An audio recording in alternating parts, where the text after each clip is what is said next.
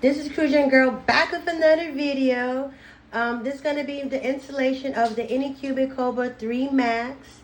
I have my user manual over here, and inside the kit comes with the QR codes for the video, commissioning video.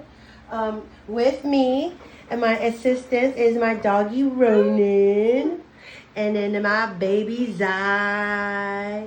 All right, so we're going to be in here putting the Anycubic together, the Kobra 3, and also the Anycubic Cola Engine Pro. So basically, it's going to be a multi-filament 3D printer.